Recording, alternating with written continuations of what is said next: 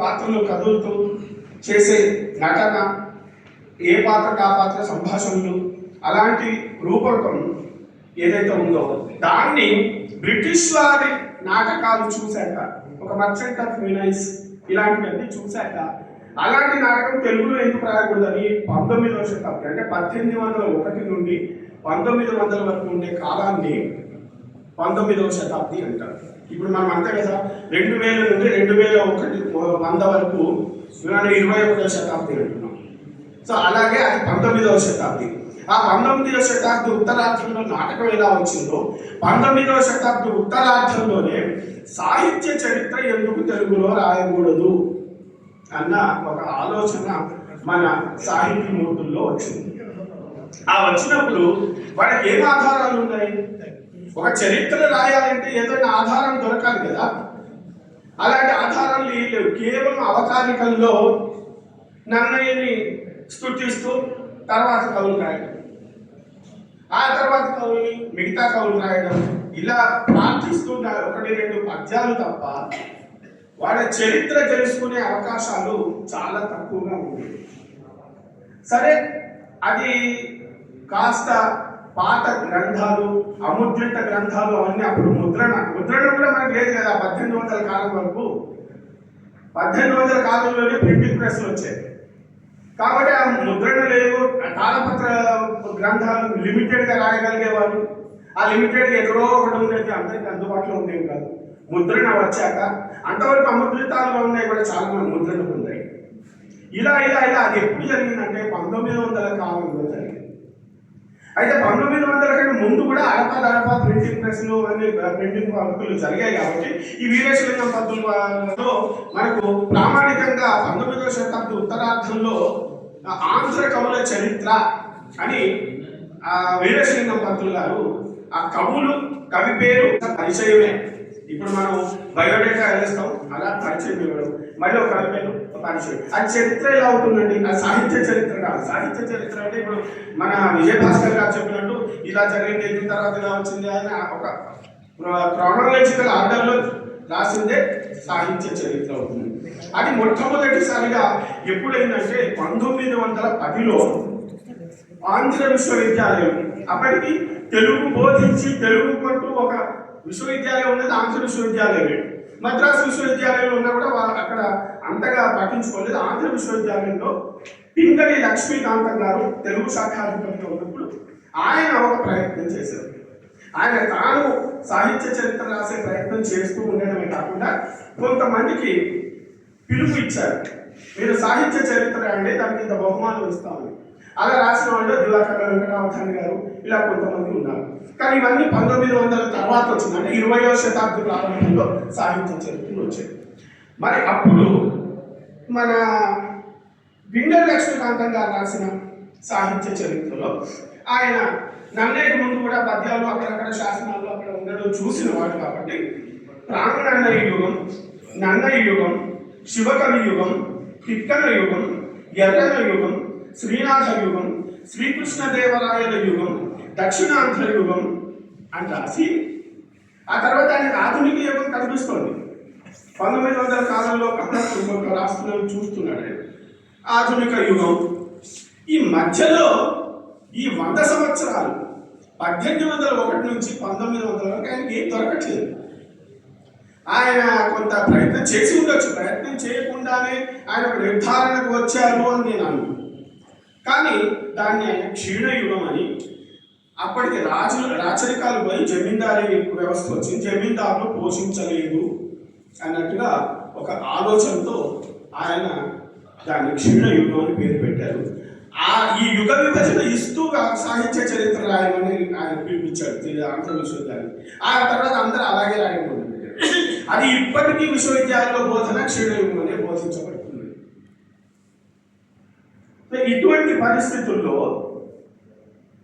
దీనికి కొంత అక్కడక్కడ మళ్ళీ మా తాతగారి గ్రంథం అంటే ఎవరో ముద్రించుకున్నారు. అది ఇంత నవీనంగా ఉంది, ఇది 1800 కాలంలో వచ్చింది, మరి ఇది క్షీణయుగం ఎలా అవుతుంది, క్షీణయుగంలో ఎలాంటి గ్రంథం వచ్చింది అని అనుకోవడమే తప్ప ఒక గ్రంథాన్ని బట్టి చరిత్ర మార్చలేదు కదండి. అలాగే ఇంకొకటి బయటపడింది, ఇంకోటి బయటపడింది. ఇలా వచ్చిన తర్వాత 1956లో ఆంధ్రప్రదేశ్ రాష్ట్రం ఏర్పడింది. అంటే 1910 నుండి 1956 వరకు ఈ అదే ఉద్దేశంగా ఉన్నవారు 56లో సాహిత్య అకాడమీ, ఆంధ్ర సాహిత్య అకాడమీ అనేది ఏర్పడింది. ఆ ఆంధ్ర సాహిత్య అకాడమీ ఈ యుగానికి ప్రత్యేకంగా ఒక పోటీ పెట్టారు. ఈ యుగ చరిత్ర రాయండి, నేను బహుమానం ప్రకటిస్తామని. అప్పుడు ఎండమూరి సత్యనారాయణరావు అని, ఆయన తన పేరు శ్రీవాత్సవ, ఆయన ఉషకిరణాలు అని ఒక గ్రంథం రాశారు.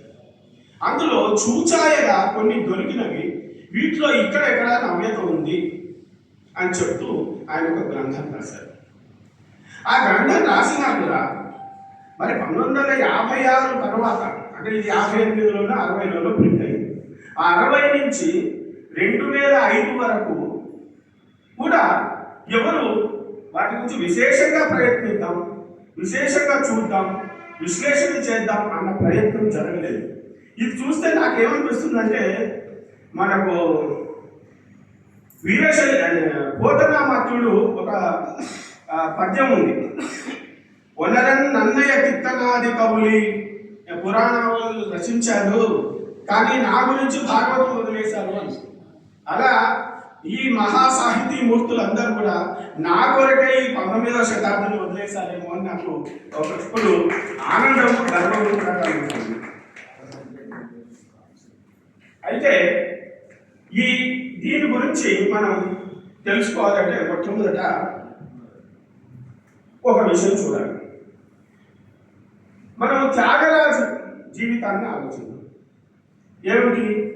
మహాభక్తుడు, మంచి సంగీత విద్వాంసుడు, సంప్రదాయాలు పాటించాడు. తర్వాత అంత గ్రామీణ వాతావరణం, నగరాలు పెద్దగా అప్పటికి ఇంకేం డెవలప్ కాలేదు, రాజులు పాలించారు. ఆ కాలం మనకు తెలుస్తుంది. ఒక్కసారి వీరేశలింగం పంతులు జీవితాన్ని ఆలోచించండి. మూఢనమ్మకాలను వ్యతిరేకించడం, ఆంగ్ల విద్య గురించి పరిచయం ఏర్పడడం, తర్వాత సమాజంలో దురాచారాలు, అంటే ఈ కన్యాశుల్కాన్ని కానీ లేకపోతే చిన్న బాల్య వివాహాలని, వీటన్నింటినీ ఎదిరించడం, ఇది మనకు కనిపిస్తుంది. మీకు ఒక్క విషయం తెలుసా? త్యాగరాజు గారు పరమపదించింది 1846. మరి వీరేశలింగం పంతులు గారు పుట్టింది 1848.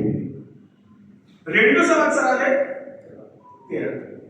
అంటే ఈయన కాస్త ఎదిగే వరకు ఒక 20 ఏళ్ళు, ఆయన పరమపదించే వరకు ఒక 10 ఏళ్ళు 15 ఏళ్ళు ముందు అనుకుంటారు. ఓ 30 ఏళ్ళు సంధి అనుకున్నా కూడా మిగతా ఇంత మార్పు చేయలేదు. ఎంత పెను మార్పు వచ్చిందండి?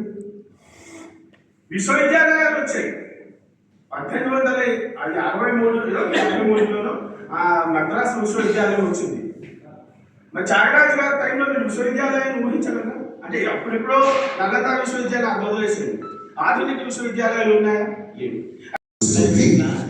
నేను ఒక నిమిషం తీసుకుంటాను, మరో నిమిషం వందన సమర్పణ కూర్చుంటే బాగుంటుందని మనకి. సామర్థ్యం అంటే కుదించగలగటం, వామన రూపం, లేదు